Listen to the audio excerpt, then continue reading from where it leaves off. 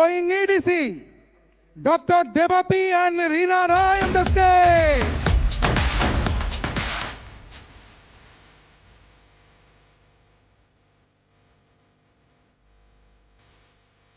Thank you. Good morning. Good morning. Fired up? Excited?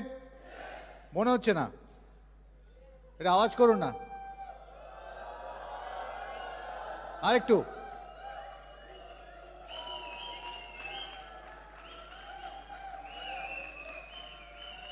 Thank you so much, thank you. আমি দেবাপি, সঙ্গে রিনা। পেশায় আমি orthopaedic surgeon. আমরা এই বিজনেসে আছি গত প্রায় 25 বছর। আগামী 12ই জানুয়ারি আমাদের 25 বছর পূর্ণ হবে এই বিজনেসে। অল্প কিছু কিছু জিনিস হয়তো শিখেছি আমাদের আপলাইন্সদের কাছ থেকে, বিভিন্ন লিডারদের কাছ থেকে, সেগুলোরই কিছু অংশ আজকে শেয়ার করব। আপনারা তৈরি তো? আমি আর সময় নষ্ট না করে প্রথমে আমি রিনাকে ডেকে নিচ্ছি। Over to Rina. Good morning Kolkata. সবাই এক্সাইটেড? দারুণ লাগছে, কারণ সামার কনফারেন্সে আমরা শুনেছিলাম উইন্টার কনফারেন্সও হবে, তো সেটা হচ্ছে। তো সেই জন্য সবার আগে আমরা এডিএসডি এই লিডারশিপের জন্য খুব বড় করে অশ্বেতাবদা শ্বেতাদির জন্য খুব বড় করে একটা হাততালি দিই, নাহলে এই মিটিং শুরু করা যায় না বা কথা বলা শুরু করা যায় না ইনফ্যাক্ট। আর কারণ আমরা বিজনেস মানে করতে করতে শিখেছি বটেই, কিন্তু অবজার্ভ করে অনেক বেশি শিখেছি। কারণ এই বিজনেসে দেখুন, প্রথমেই আমি বলি যে আমি রিনা, শুনলেন আমি 25 বছর হলো প্রায়, এটাই আমার প্রফেশন। আমি আগে কখনো কোনো কাজ করিনি, তো এটা আমার ফুল টাইম প্রফেশন। আর শিক্ষিত হবার জন্য ডিগ্রি লাগে, পোস্ট গ্র্যাজুয়েশন করা ছিল ইকোনমিক্সে। কিন্তু প্রকৃত শিক্ষিত আমরা যে দেশে বাস করি, দেখুন রবীন্দ্রনাথ বলুন, নজরুল ইসলাম বলুন, লালন ফকির বলুন, রামকৃষ্ণ দেবের কথা বলুন, এরা কিন্তু কেউ স্কুল যায়নি, স্কুলের গণ্ডি পেরোয়নি, কেউ স্কুল পালিয়েছে, কেউ স্কুল দেখেইনি, কিন্তু তাদের কাছ থেকে কিন্তু আমরা জীবন দর্শন শিখি, তাই তো? তো সেই জন্য না, এই বিজনেসে ভালো বইয়ের একটা পড়ার একটা ব্যাপার আছে, যেটা হ্যাবিট বিল্ড করতে হয়। এই বিজনেসটা তো সেলফ ডেভেলপমেন্টের ব্যবসা। পড়াশোনা হয়তো আমরা অনেক অনেক কিছু করেছি, কিন্তু বিশেষ কিছু বই আমাদের কিন্তু এই ব্যবসাতে ভীষণভাবে হেল্প করেছে, যেগুলো মানে বইয়ের নাম বলতে আমি চাই না, কারণ আপনি দেখে নেবেন আপনার জন্য কোনটা দরকার। কারণ এই ব্যবসায় ভালো বইগুলো কি করে, ইনফ্যাক্ট এই ভালো বইগুলো আমাদের জ্ঞান তো বাড়াই, আমাদের থিঙ্কিংয়ে অনেক ক্ল্যারিটি আনে, আমাদের মানে শুধু ক্ল্যারিটি আনে না, ইমাজিনেশন পাওয়ার বাড়ায়, তারপর আমাদের ক্রিয়েটিভিটি বাড়ায়, আমাদের স্ট্রেস লেভেল থাকে, আমাদের অনেক নেগেটিভের মধ্যে দিন কাটাতে হয়, তো সেইগুলোকে কমায়। তো অনেক রকমের পার্সোনাল ডেভেলপমেন্টে ভালো বই কিন্তু আমাদের হেল্প করে।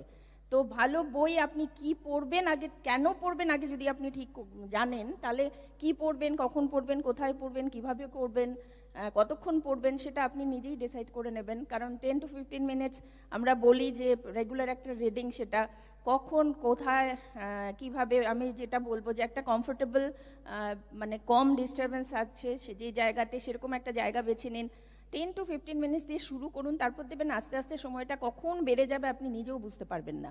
কারণ আমার লাইব্রেরিতে আমি ভীষণ ফ্যান ডক্টর পার্থ চট্টোপাধ্যায়। উনি একজন মনস্তাত্ত্বিক বিশ্লেষক, এবং প্রচুর ওনার বই আমার কাছে আছে, আমি ভীষণভাবে পড়ি সেগুলো। নিজের জন্য পড়ি, কারোর জন্য নয়। তো বই সবসময় নিজের জন্যই পড়া উচিত। বই ভীষণ ভালো বন্ধু, বই কারোর সাথে তর্ক করে না। সেই জন্য বই আপনি কিভাবে পড়বেন, আজকাল প্রচুর অডিও বুকস বেরিয়েছে, আপনি শুনতে পারেন। আপনার যদি সময় থাকে আপনি পড়ুন। আদারওয়াইজ যখন আপনি ট্রাভেল করছেন, আমি দেবাপি প্রচুর ট্রাভেল করি, তো আমাদের সবসময় আমরা কিন্ডল ক্যারি করি, কারণ বই ক্যারি করতে গেলে ওজন বেড়ে যায় হ্যান্ডব্যাগের। তো সেই জন্য আপনি ই বুক পড়বেন বা কী পড়বেন, ই লাইব্রেরি হয়, তো সব কিছু আপনার উপর ডিপেন্ড করছে, কিন্তু বই পড়ার হ্যাবিটস এখানে বিল্ড করতে হবে। It's a good habits.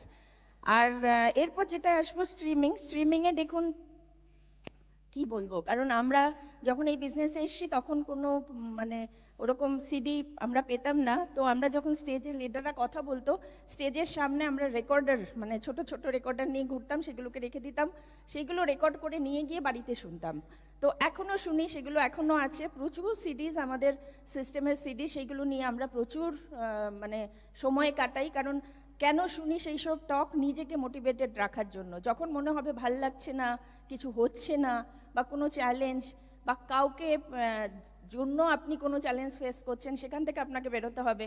সব কিছুতেই আপনাকে দেখবেন ডিফারেন্ট সাকসেসফুল লোকেদের বিভিন্ন টক বিভিন্ন জায়গার থেকে সেইগুলো আপনি পেয়ে যাবেন, জেনে নেবেন কোথায় কিভাবে পাবেন।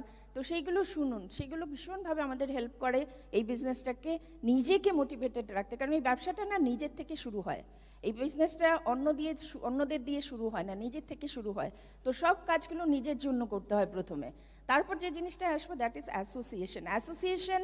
এটা এমন একটা জিনিস যে মানে আমাদের পার্সোনাল গ্রোথ, বিজনেস গ্রোথ যাই বলুন না কেন, একটা 5 জন বন্ধুর মধ্যে যদি আপনি কথা বলেন 5টা লোকের সাথে, তার বা কোনো লোকের সাথে জিজ্ঞাসা করেন যে তোমার 5 জন ভালো বন্ধুর নাম করো এবং তারা কি করে, কি টাকা রোজগার করে, সেটা অ্যাভারেজ করলে কিন্তু আপনি যার সাথে কথা বলছেন তার ইনকাম বেরিয়ে আসবে। কারণ আপনি কখনোই মানে এখানে লেভেল আপ লেভেল ডাউন বলছি না, কিন্তু আপনি কখনোই ওরকম লোকদের সাথে অ্যাসোসিয়েট করতে পারবেন না। তো সেই জন্য অ্যাসোসিয়েশনই আপনাকে আপনার রাস্তা দেখিয়ে দেবে। তো এখানে অ্যাসোসিয়েশন শুরু হয় আমাদের আপলাইনদের থেকে।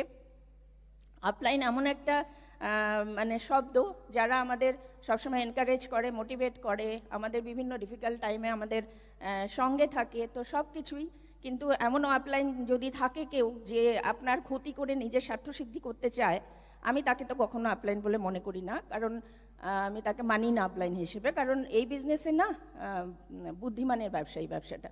তো আপনি চুজ করুন আপনি কিভাবে কি করবেন, কোন অ্যাসোসিয়েশনে থাকবেন, কাদের সাথে থাকবেন। ডাউনলাইন্স তারা আমাদের বন্ধু, তো তাদের নিয়েই আমাদের এই বিজনেস হয়। তো সবার সাথে ভালো রিলেশনশিপের একটাই শব্দ, একটা হচ্ছে মিউচুয়াল ট্রাস্ট এবং রেসপেক্ট। আপনি যদি কাউকে রেসপেক্ট করতে না পারেন, আপনি কাউকে ডিসরেসপেক্ট করবেন না। এই বিজনেস এটা আমাদের প্রথম দিন থেকে শিখিয়েছে। তো সেই জন্য আমি বলবো যে আরেকটা জিনিস, ফ্যামিলি, বাড়ি, হাজব্যান্ড ওয়াইফ, ছেলে মেয়ে, আমরা যখন নিজেরা কথা বলছি, কি কথা বলছিস, ওটাও একটা কিন্তু অ্যাসোসিয়েশন কিন্তু ওখান থেকেই শুরু হয়। বাবা মা, ছেলে মেয়ে, ফ্যামিলি, ইনলস, আপনার মানে রিলেশনে যারা রয়েছে তারা, মেয়েদের ছেলেদের সবারই বিয়ের পর আরেকটা ফ্যামিলি অ্যাড হয়। তো প্রচুর লোক, যারা কেউ নেগেটিভ কেউ পজিটিভ, সবসময় আপনি লাইক মাইন্ডেড লোক পাবেন না, কিন্তু আপনাকেই খুঁজে নিতে হবে লাইক মাইন্ডেড লোক কারা, যাদের জীবনে একটা গোল আছে। গোল নিয়ে দেবাশিস এত সুন্দর বলে গেছে, যাদের জীবনে কিছু করার আছে, যাদের জীবনের কিছু গোল আছে। বিজনেসে সাকসেসফুল হওয়াটা তো 100বার একটা গোল, লাইফে সাকসেসফুল হওয়াটা আমার মনে হয় তার থেকে অনেক বেশি বড় গোল। এবং সেটার জন্য কাজ করতে গেলেই দেখবেন বাকিগুলো বাই ডিফল্ট আপনার পেছনে চলে আসবে। তো সেই জন্য ছেলে মেয়েদের সাথেও ভালো অ্যাসোসিয়েশন রাখা, ছেলে মেয়েদের। আমার রিসেন্টলি এক ডাউনলাইনের সাথে কথা হচ্ছিল, সে বলে তার মেয়ের সামনে নাকি বিজনেসের কথা বলাই যায় না। আমি বললাম কে কাকে কন্ট্রোল করে? তার মানে আমার অ্যাক্টিভিটি আমার বাড়িতে এমন হওয়া উচিত যে আমি সবাইকে কন্ট্রোল করব, বাড়ি আমাকে কন্ট্রোল করবে না। তো এরকমই আমি বলবো যে অ্যাসোসিয়েশনটাকে ভীষণভাবে নজর দিন, সবার সাথে ভালোভাবে থাকুন। আর এখানে কোনো সব কিছু শিখে করতে হয়। এখানে আমরা যাই যে ব্যাকগ্রাউন্ড থেকে আসি না কেন, সেটা দিয়ে এই বিজনেসটা বিল্ড হয় না। এখানে কোনো রিসার্চ ডেভেলপমেন্টের দরকার নেই, কারণ R&D টিম আমাদের পেছনে রয়েছে। 66 বছরের অ্যাম্বে, 90 বছরের নিউট্রিলাইট। তো সেটাকে নিয়ে আমাদের রিসার্চ করার দরকার নেই। তো জাস্ট বিশ্বাস করুন, ধৈর্য ধরুন, কাজ করে যান। এই বিজনেসটা সবার জন্য, কারণ এই বিজনেসে আমরা যারা আজকে স্টেজে কথা বলছি তারাই নই, আপনারা সবাই একদিন এই স্টেজে আসবেন, তখনই এই বিজনেসটা আমরা সাকসেসফুল। কারণ এই বিজনেসটা কে করেছে সেটা ইম্পর্টেন্ট না, কে ভবিষ্যতে করবে সেটা ইম্পর্টেন্ট। আর অ্যাকাউন্টেবিলিটির কথা কি বলবো, কথার দাম, সময়ের দাম, আর কি বলবো মানে টাকার দাম, এটার তো কোনো, এই জিনিসটাকে কখনো নষ্ট হতে দেব না, কারণ এটাই কিন্তু আলটিমেটলি আমাদের টেনে নিয়ে যাবে। তো থ্যাংক ইউ, সময় খুব কম। Over to my cam Debapi. Thank you so much. রিনার কাছ থেকে শুনলেন বেসিক সাকসেস প্রিন্সিপালসগুলো লাগে জীবনে, যে কোনো জায়গাতে সফল হতে গেলে সাকসেস প্রিন্সিপালস লাগে।